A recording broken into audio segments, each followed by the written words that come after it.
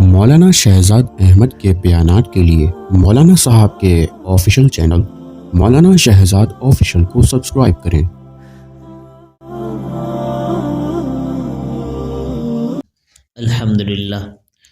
الحمدللہ وحدہ والصلاة والسلام علی من لا نبی بعدہ، اما بعد فاعوذ باللہ من الشیطان الرجیم، بسم اللہ الرحمن الرحیم۔ فانکحوا ما طاب لکم من النساء مثنى وثلاث ورباع فإن خفتم ألا تعدلوا فواحدة أو ما ملكت أيمانكم۔ وقال النبي صلى الله عليه وسلم: النكاح من سنتي، وفي رواية أخرى: فمن رغب عن سنتي فليس مني۔ وقال النبي صلى الله عليه وسلم: تنكح المرأة لأربع: لمالها ولحسبها ولجمالها ولدينها فاظفر بذات الدين تربت يداك۔ وقال النبي صلى الله عليه وسلم: ان اعظم النکاح برکة ایسره مؤونہ، او کما قال علیہ الصلاة والسلام۔ اللہم صل علی محمد وعلی آل محمد کما صلیت علی ابراہیم وعلی آل ابراہیم انک حمید مجید۔ اللہم بارک علی محمد وعلی آل محمد کما بارکت علی ابراہیم وعلی آل ابراہیم انک حمید مجید۔ میرے واجب الاحترام، قابل عزت تکریم، معزز و مواحد نمازی ساتھیوں،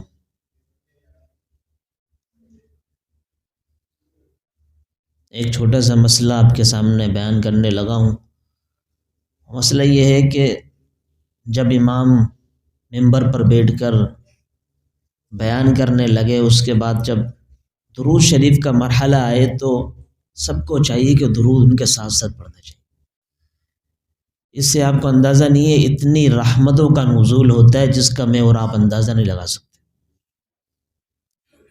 اس درود کی برکت سے امام اور خطیب جو مبین بیان کرنے والا ہوتا ہے اس کے لیے بیان کرنا، بات کرنا، گفتگو کرنا آسان ہو جاتا ہے، اور سامنے جو مخاطبین ہوتے ہیں ان کے لیے سننا اور سمجھنا آسان ہو جاتا ہے۔ جب اللہ تعالیٰ کی رحمتوں کا نزول ہو رہا ہو تو جانبین سے اللہ کریم کی رحمتیں متوجہ ہو جاتی ہیں۔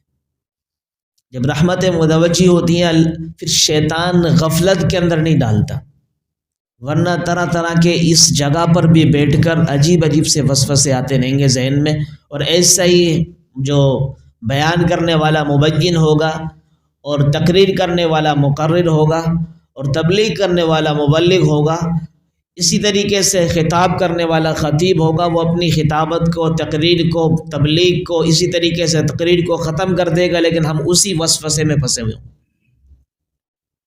اس لیے درود شریف کا اہتمام کرنا چاہیے۔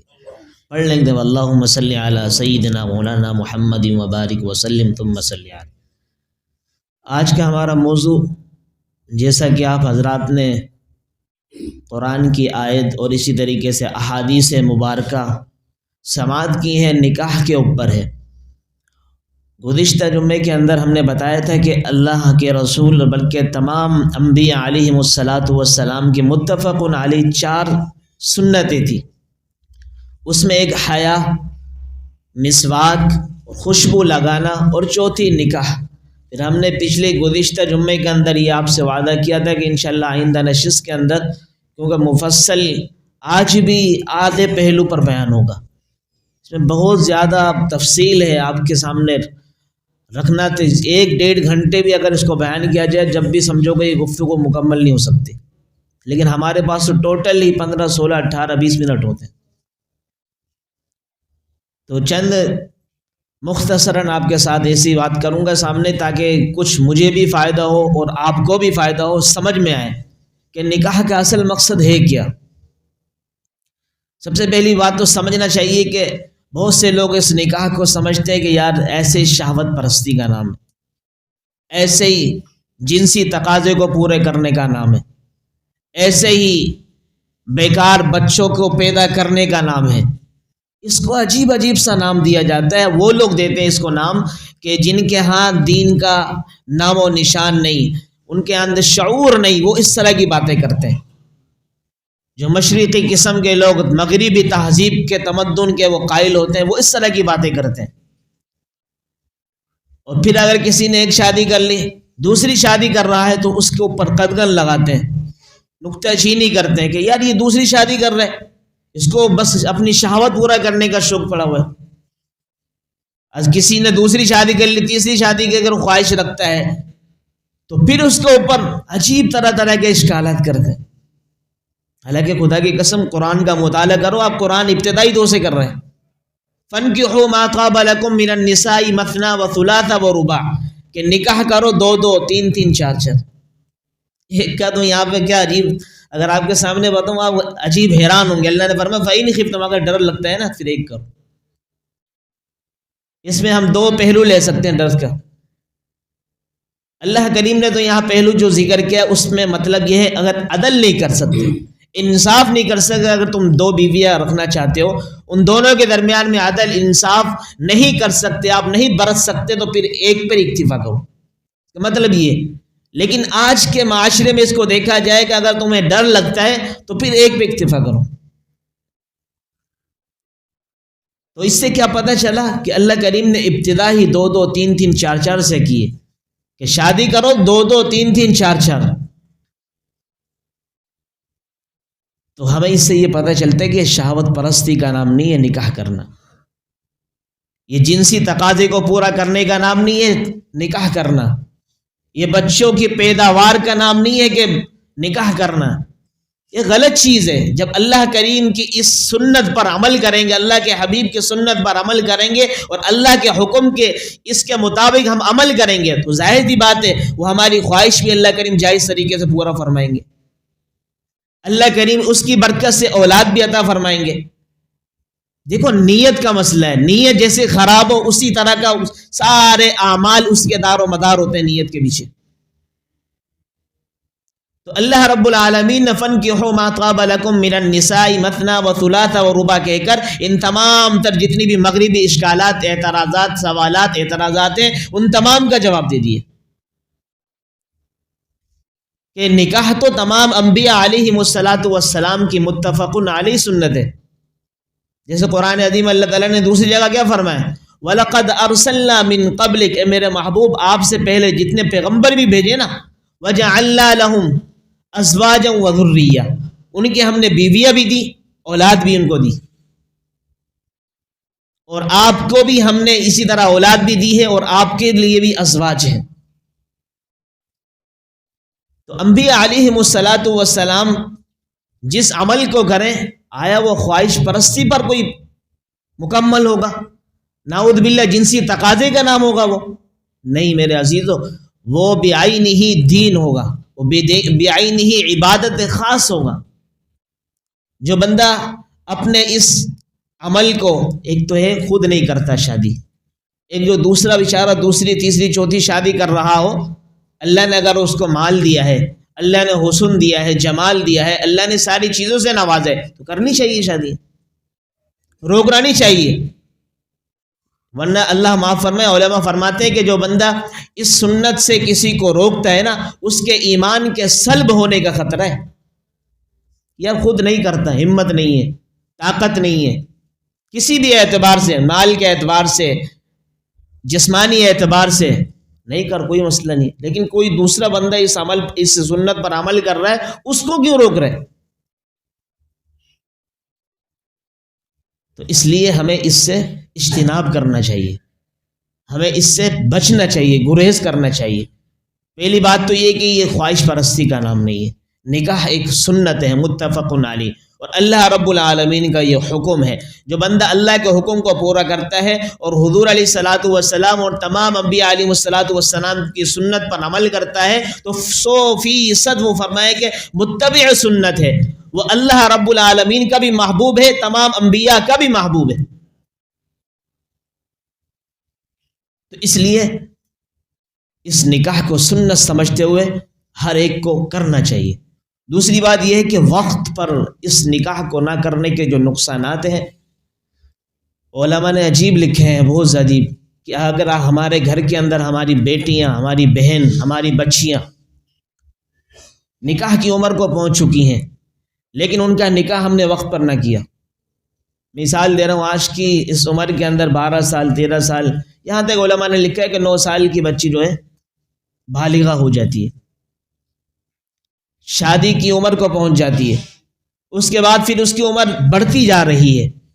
اگر جتنے سال تک ہمارے گھر میں وہ بیٹھی رہی بچی بالغہ ہونے کے بعد، جب تک اس کے ذہن میں کوئی غلط سوچ آئی، غلط گمان آیا، غلط خیال آیا، یا غلط کام کر بیٹھی، تو سب کا سب وبال ان کے ماں باپ پر آئے گا، سرپرست آئے گا. اس پر کبھی میرا اور آپ کا دھیان نہیں جاتا، اس طرف ہم کبھی سوچتے بھی نہیں ہیں. حالانکہ اتنا بڑا عجیب یہ وہ ہے، اور کتنا آسان ہے شادی کرنا. آج خدا کی قسم اس کو ہی مشکل کر دی ہے. کتابوں میں یہ چیزیں بڑی کثرت سے آتی ہیں کہ جب نکاح کو مشکل کر دیا جائے گا تو زنا عام ہو جائے گا، جب نکاح کو آسان کر دیا جائے گا تو زنا کرنا مشکل ہو جائے گا. آج دیکھو نا ہمارے معاشرے میں کیا ہے، کتنا مشکل کر دیا اس نکاح کو، کتنا مشکل. جہیز جیسی لعنت سے ہم نے اپنے آپ پر اس رواج کو، اس رسم کو اتنا سر پر چڑھا دیا ہے کہ ہم جب جہیز کی طرف، جیم کی طرف بھی ہماری نظر جاتی ہے تو ہم گھبراتے ہیں، یار شادی کیسے ہوگی بچی کسی کے. تبھی تو آج ہمارے معاشرے کے اندر بچی اگر پیدا ہو جائے تو اس کو معیوب سمجھا جاتا ہے، تبھی تو خوشی نہیں منائی جاتی، ماتم جیسا سما ہو جاتا ہے. وجہ اس کی یہی تو ہے، جہیز جیسی لعنت ہم اس رسم کو اپنے اوپر نعوذ باللہ سنت کی طرح سمجھ لیے.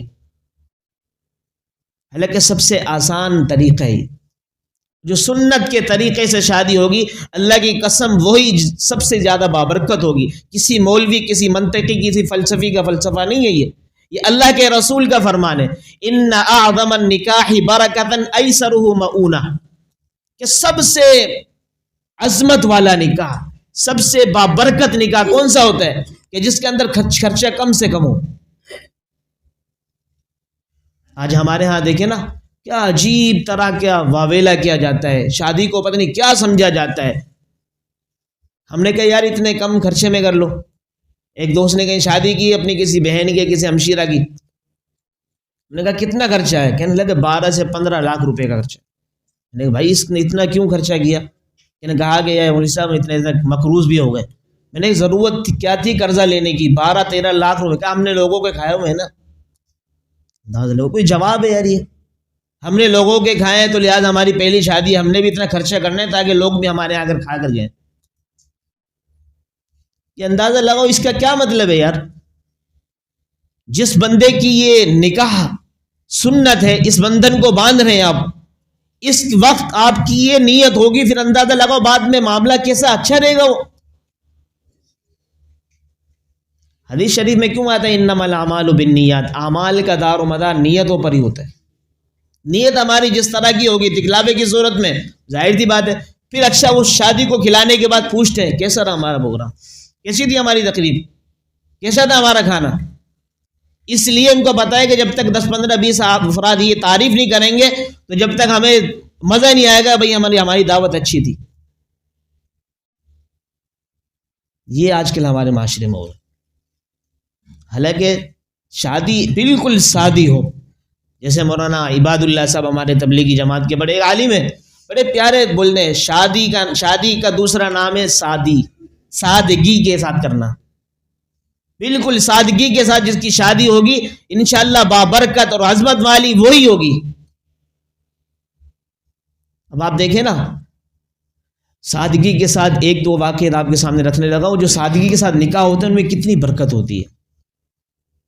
آپ نے شاید مولانا عبداللہ درخاتی صاحب رحمۃ اللہ علیہ کے نام تو سنا ہوگا. ان کے ہاں اللہ رب العالمین نے کئی بیٹیاں دی اور بیٹے بھی ہیں. بیٹی ظاہر سی بات ہے، بیٹی کا جو پتہ چلتا ہے کہ بچی جوان ہو گئی ہے ماں کو، اور بیٹے کا عموماً پتہ چل جاتا ہے باپ کو. تو مولانا عبداللہ درخاسی رحمۃ اللہ علیہ نے فرمایا تھا اپنی اہلیہ سے کہ جب میری بیٹی یہ جوان ہو جائے، شادی کی عمر کو پہنچ جائے، تو آپ نے اسی وقت مجھے بتانا ہے، رات ہو دن ہو پہر ہو کوئی بھی ہو۔ تو رات کے تقریباً 3 بج رہے تھے یا 4 بج رہے تھے، تو ان کی جو بچی جوان ہو گئی، ان کی اہلیہ کو پتہ چلا، اہلیہ نے آگے بتایا کہ اللہ والے ایسے ایسے آپ کی بچی جو ہے جوان ہو چکی ہے۔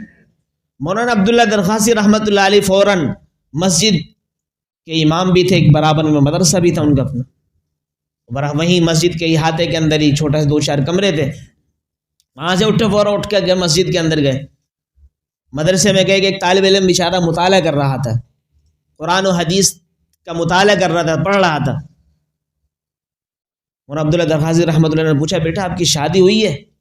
کہ نہیں استاد جی میں غریب ہوں، مجھے کون دے گا؟ بیٹا آپ کی شادی ہوئی ہے نہیں ہوئی؟ آپ سے یہ سوال ہے کہ استاد جی نہیں ہوئی، کہ اگر آپ کی شادی کروں تو کریں گے آپ؟ استاد جی کر لوں۔ کہا میں نے آپ کی اپنی بیٹی کا نکاح آپ کے ساتھ کیا، آپ نے قبول کیا؟ جی استاد جی میں نے کیا۔ 1-2 ساتھیوں کو لے کے ان کو گواہ بنا کر شادی کر دی، صبح رخصتی کر دی اپنی بیٹی کی۔ پھر اللہ کریم نے اس سادگی کی وجہ سے اور اس بہترین طریقے سے سنت کو پر عمل 100% کرنے کی وجہ سے اللہ کریم نے 4 بیٹے دیے اس بیٹی کو، اور چاروں اللہ کریم نے محدث بنائے حدیث کے۔ آپ ابھی بھی نام سنتے ہیں مولانا فدا الرحمن درخاسی، وہ انہی میں سے۔ تو یہ برکت ہوتی ہے سادگی کی۔ آج کل ہمارے ہاں دیکھا جاتا ہے شادی کے اندر، نکاح کے اندر سامنے موٹی پارٹی ہونی چاہیے، سامنے اچھے لوگ ہونے چاہیے۔ اچھے لوگ سے مراد مال والے ہونے چاہیے، کاروبار اچھا ہو، گودام والے ہوں، دکانوں والے ہوں۔ کوئی بیچارہ غریب شریف ہو، نمازی ہو، متقی ہو، تبلیغی ہو، اس کو نہیں دیں گے کہ نہیں کماتے کہ سب سے پہلے پوچھتے ہیں سیلری کا لڑکے کی، کم از کم لاکھ کے قریب ہو، 75,000 80,000، جب جا کے کچھ کہتے ہیں کہ ٹھیک ہے ابھی مشاورت کریں گے۔ اگر کہتے ہیں بھائی میں 30,000 ہے 25,000 ہے تو بالکل ہی منع کہ ٹھیک ہے اس کے بارے میں بھی نہیں ہے ہمارے یہاں کچھ۔ یہ نہیں دیکھا جاتا کہ دینی ماحول ہے، دین سے تعلق ہے، کیا ہے ساری چیزیں۔ خدا کی قسم آپ کے پاس ساری جائیداد ہوں، لڑکا اگر 2 نمبر مل گیا خراب مل گیا، اب جائیداد کا فائدہ کیا ہے؟ اگر لڑکا اچھا ہے، خوبصورت ہے، خوب سیرت ہے، بہترین طریقے سے دین والا ہے، دیندار ہے، تو آپ کی بچی کو وہ کہیں نہ کہیں سے کما کر کھلائے گا حلال طریقے سے۔ اگر لڑکا ایسا ہے کہ 3 لاکھ روپے کماتا ہے ہر مہینے کے، لیکن کہ حرام طریقے سے کماتا ہے، فائدہ کیا؟ آپ کی بچی بھی حرام کا ارتکاب کرنے والی شمار ہوگی، آپ کی بچی سے جو بچے پیدا ہوں گے وہ بھی حرام والے پیدا ہوں گے۔ اس چیز کا ہم خیال نہیں کرتے۔ مولانا احمد علی لاہوری رحمہ اللہ کا بھی نام سنا ہوا آپ نے، شیخ التفسیر گزرے، ان کے بارے میں آتے ہیں، وہ خود بتاتے ہیں کہ میرے سسر نے مجھے اس وقت پہچان لیا تھا جب احمد علی نہیں تھا، سکھ کے بیٹے تھے، سکھ کے، تو پھر پورا خاندان ان کا سکھ تھا۔ پھر یہ 8 سال کے 9 سال کے ہوئے تو انہوں نے کیا نام ہے اسلام قبول کر لیا۔